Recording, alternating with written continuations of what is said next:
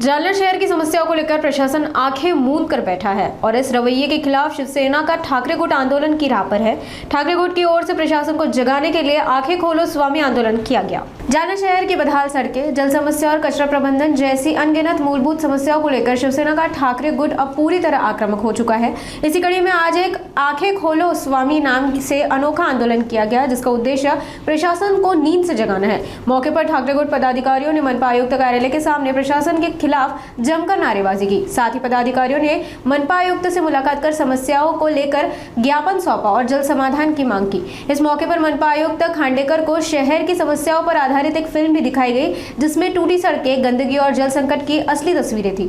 इस आंदोलन का नेतृत्व ठाकरे गुट के वरिष्ठ नेता भास्कर आंबेकर ने किया। बघा, या जालना शहराला जे काही बकाल स्वरूप प्राप्त होत आहे आणि या प्रश्नांमध्ये दोन प्रश्न असे आहेत की एक प्रश्न आहे लोकांच्या जीवन मरणाशी संबंधित आणि दुसरा आहे की या शहराच्या वैभवाशी संबंधित। जसं लोकांच्या जीवन मरणाशी जे प्रश्न आहेत की आज रस्त्यामध्ये पोल आहेत, या रस्त्याच्या पोलला धडकून नूतन वसाहत भागामध्ये म्हणजे रस्ते केले आणि पोल हटवले नाही, शिफ्ट केले नाही, तर नूतन वसाहत भागामध्ये एका इसमाचा मृत्यू झाला।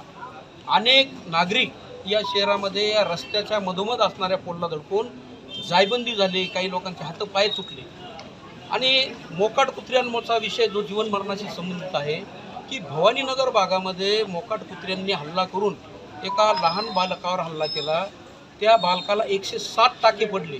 मजूर असणारा तो माणूस, त्याला 1.5-2 लाख रुपये हे हॉस्पिटलला खर्च करावे लागले। सुदैवाने बाजूच्या बिल्डिंगवरच्या एका माणसाने बघितलं आणि सर्व लोक पळत आले, नसता त्या बालकाचा मृत्यू झाला असता। पण असं सुदैव गांधीनगरमधल्या बालकाचं नव्हतं। गांधीनगरमधल्या बालकावर हल्ला केला मोकाट कुत्र्यांनी आणि त्या बालकाचा त्यामध्ये मृत्यू झाला। चावले तर अनेकांना या शहरामध्ये, अनेकांना मोकाट कुत्री चावली। त्याबरोबर रस्त्यावर जनावरं बसतात, या जनावरांमुळं मधोमध बसतात रस्त्याच्या, अनेक अपघात झाले। आता हे विषय लोकांच्या जीवन मरणाचे। अहो, शहराच्या एका जलकुंभामध्ये पाणी वितरित करणाऱ्या एका इसमानं आत्महत्या केली आणि 3 दिवस त्याचं प्रेत त्या जलकुंभात होतं। तेच पाणी त्या परिसरातल्या नागरिकांना वितरित करण्यात आलं। मग आता लोकांच्या जीवन मरणाचा विषय नाही का? म्हणून या विषयावरून आम्ही अनेक आंदोलनं केली, पण प्रशासनाने त्याकडं दुर्लक्ष केलं। दुसरा शहराचा वैभवाचा जो विषय आहे की या शहराचं वैभव मास्टर कृष्णराव फुलंब्रीकर नाट्यगृह आज गेले अनेक वर्ष पडले आणि हे नाट्यगृह म्हणजे या महाराष्ट्रातल्या अनेक दिग्गज कलावंतांनी, अनेक व्याख्यात्यांनी त्यांनी आपली कला आणि यांचे विचार मांडले आणि या शहरातल्या रसिकांचं हक्काचं व्यासपीठ किती खंडर झाले ते सुद्धा आम्ही यांना चित्रफितीच्या रूपात दाखवलं। महात्मा ज्योतिबा फुले व्यापारी संकुल किती वर्ष झाले पाडून, काय अवस्था आहे त्या ठिकाणची। नगर परिषदेला उत्पन्न देणारं, जालना शहराचं वैभव असणारं संकुल ते सुद्धा पडलंय। आज छत्रपती संभाजी उद्यान जे जालना शहराचं वैभव, त्या उद्यानाला सुद्धा बकाल स्वरूप आलं आहे। त्या ठिकाणी जी रेल्वे होती लहान मुलांची ती बंद पडली, संगीत कारंजे होते ते बंद पडले। तुम्हाला सांगतो की आज त्या उद्यानामध्ये गेल्यानंतर तुमच्या लक्षात येईल सगळीकडे गवतच गवत उगले। त्याच्या बाजूला स्वातंत्र्यवीर सावरकर जलतरण तलाव बांधला। अनेक व्यायाम करणारे किंवा नवीन विद्यार्थी ज्यांना पोहणं शिकायचे असे त्या जलतरण तलावामध्ये पोहायचे। तो जलतरण तलाव किती वर्ष झाले आज बंद आहे।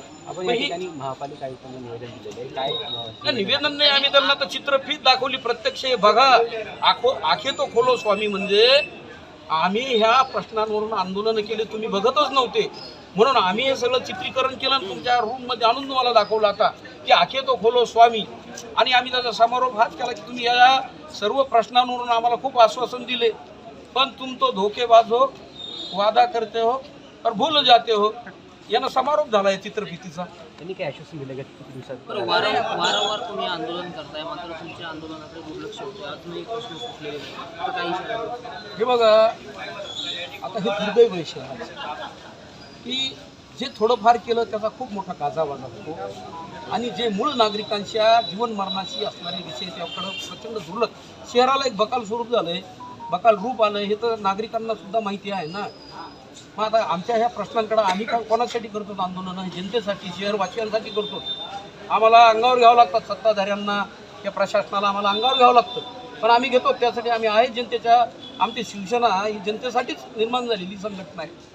आता जर यांनी समजा ह्या अशा चांगल्या पद्धतीच्या आंदोलनाला दाद दिली नाही तर मग आता शिवसेनेचं जे मूळ आंदोलन आहे ते करावं लागतं.